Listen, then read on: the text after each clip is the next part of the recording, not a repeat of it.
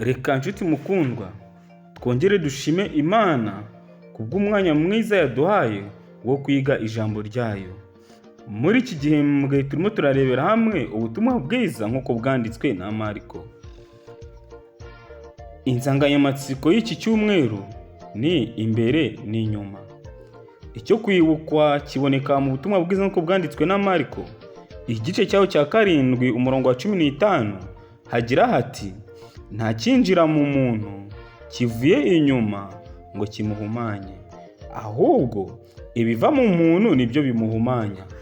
Kuri uyu wa 5 rero tujye kurebera hamwe icyigisho cyiza cyane nifuza ko nge nawe twakwigira hamwe kuri uyu munsi wa none, kigira kiti: mwirinde umugati mubi. Reka mbere yuko tujya mbere muri iki cyigisho cy'uyu munsi dusenga Imana. Data wa twese uri mu ijuru, turagushimiye, turaguhimbaje, uhabwe icyubahiro. Tugushimiye ko wabanye natwe ukaba ugiye kudufasha mu cyigisho cy'uyu munsi. Turakwinginze kugira ngo Umwuka wawe wera abane natwe, atwiyoborere. Nibyo dusabiye ubuntu mu izina rya Yesu Kristo umwami wacu, amen. Mwirinde umugati mubi nicyo cyigisho cy'uyu munsi. Ndagusabye kugira ngo duhurire mu butumwa bwiza nk'uko bwanditswe na Mariko, igice cya 8 umurongo wa 11 turageza ku murongo wa 13. Mbese ni ubuhe buryo bwakoreshejwe n'abafarisayo bwababaje Yesu? Umutwe w'amagambo waho uragira uti: umusemburo w'abafarisayo niwo nyigisho yabo. Abafarisayo baraza batangira kumugisha impaka, bamushakaho ikimenyetso kivuye mu ijuru, bamugerageza. Asuhuza umutima cyane ati: ab'iki gihe bashakira iki kimenyetso? Ndababwira ukuri yuko ab'iki gihe nta kimenyetso bazahabwa. Abasigaho yongera kwicara mu bwato ajya hakurya. Nshuti mukundwa, ikigaragara ahangaha ni uko abafarisayo bifuje gusaka ikimenyetso kuri Kristo, kandi ikimenyetso kivuye mu ijuru. Ariko Yesu ntago yigeze abaha ikimenyetso. Mbese nshuti mukundwa, ni iyihe mpamvu yamuteye kudakoresha imbaraga ye mvajuru kugira ngo yemeze abamugishaga impaka?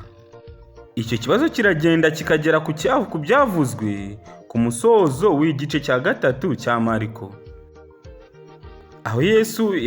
aho Yesu avuga ku cyaha cyo gutuka Mwuka Wera. Nshuti mukundwa, niba amatwi y'umuntu atumva n'amaso ye akaba atareba, agakira akaba muzima, wowe ugasaba ikindi kimenyetso, ni ukuvuga ko n'ikimenyetso cyava mu ijuru ntabwo cyakwemeza, cyayoyoka nk'ibindi byose byakozwe mbere. Yemwe n'ibitangaza ntibihagije kugira ngo byemeze uwahisemo kwinangira ntiyizere. Nshuti bakundwa, bishatse kuvuga ko ahangaha Kristo nibwo yari kuzakora igitangaza mbere y'abafarisayo, ntago bari kuzabyemera. Nyamara Kristo yari yarakoze ibitangaza byinshi imbere yabo. Yakijije umuntu wari ufite ubumuga bw'amaso ndetse n'ubwo kutavuga, imbere yabo ntibabibona. Mbese ni cyo kimenyetso kindi Kristo yari kuzakora kugira ngo abafarisayo babashe kumva ibyo avuga? Ni ukuri, nubwo Kristo yari kuzakora igitangaza kivuye mu ijuru, kuko abafarisayo bari barinangiye umutima, ntibizere ibya Yesu, nta kindi kintu cyari gutuma babasha kwemera ibyo Yesu akora. Inshuti mukundwa, ndagira ngo dukomeze muri iki gice cya 8 cya Mariko, ndetse turebere hamwe umurongo wa 14 kugeza wa 21. Reka dusome umurongo wa 14. Ariko bari bibagiwe kujyana imitsima, ntayo bari bafite mu bwato keretse umwe.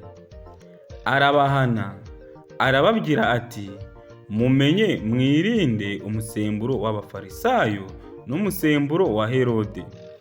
Barabazanya bati, ahari ni kuko tudafite umutsima. Yesu arabimenya, arababaza ati, igitumye mubazanya nuko mudafite imitsima? Mbese ntimurajijuka ngo musobanukirwe? Mbega imitima yanyu iracyanangiwe? Kuko mufite amaso ntimurebe, mufite amatwi ntimwumve.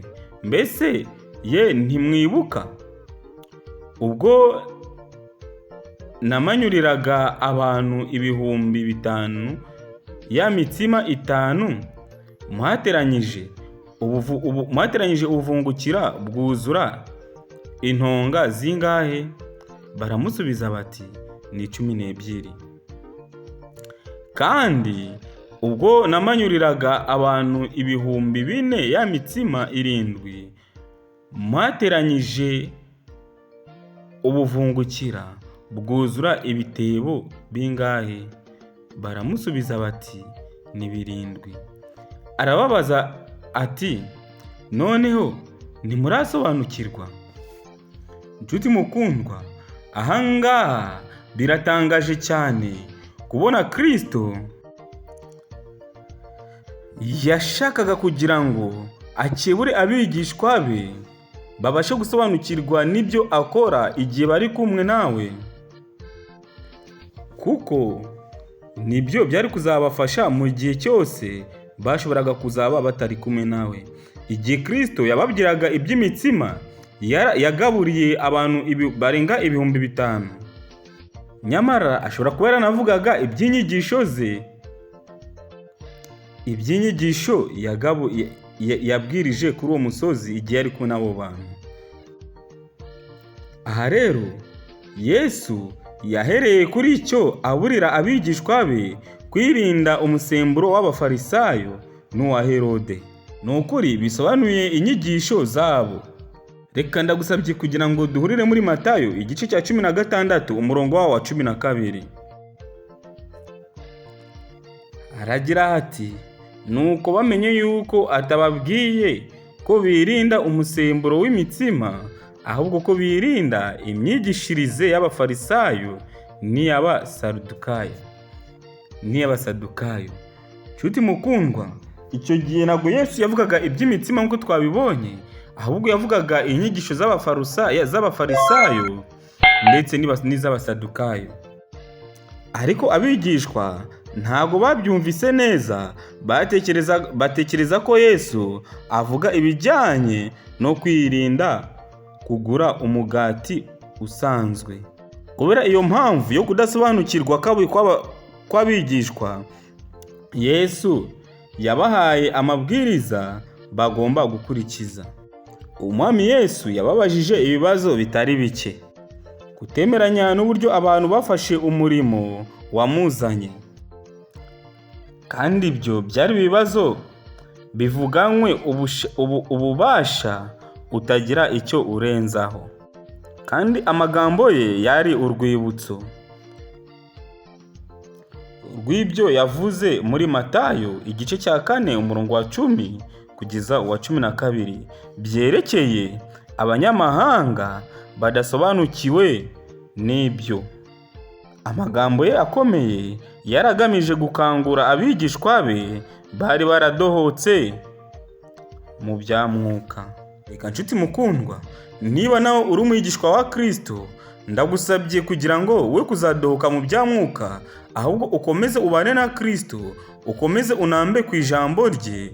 Nibyo bizadufasha gusobanukirwa n'amagambo yose Kristo atubwira kuri uyu munsi wa none. Muri Mariko igice cya 8 rero umurongo wa 19 kugeza wa 20, Yesu yabajije abigishwa be ibibazo byoroshye birebana n'umubare w'inkangara bakusanyirijemo ibice by'imigati byasagutse nyuma yo kugaburira abantu 5,000 hamwe n'4,000 bakarya bagahaga. ndetse bagasagura. Ibyo tukaba tubisoma muri Mariko igice cya 6 umurongo wa 30 kugeza wa 44 na Mariko igice cya 8 umurongo wa 1 kugeza wa 10. Ibyo bibazo bikaba byari bigamije kubagaragariza ko bakagombye kuba baramaze kumenya no gusobanukirwa n'uwo Yesu ari we, kandi ko ikibazo cy'amikoro make kitakagombye kuba inzitizi mu murimo. Ni ukuri inshuti mukundwa, hari igihe tubona ubutunzi bwacu tukabona dufite amikoro make, tukumva ko ari ikibazo gikomeye cyane mu murimo wa Kristo. Ikibazo cy'amikoro ntabwo gikwiye kuba inzitizi mu murimo wa Kristo. Natwe rero tukwiye gusobanukirwa n'ibyo ngibyo abigishwa ba Kristo batabashije gusobanukirwa nabyo. Ikibazo Luka yababaje dusanga muri Mariko igice cya 8 umurongo wa 21 ni ikibazo nanone kivugwanwe ububasha utagira ikindi urenzaho. None se ntimurasobanukirwa?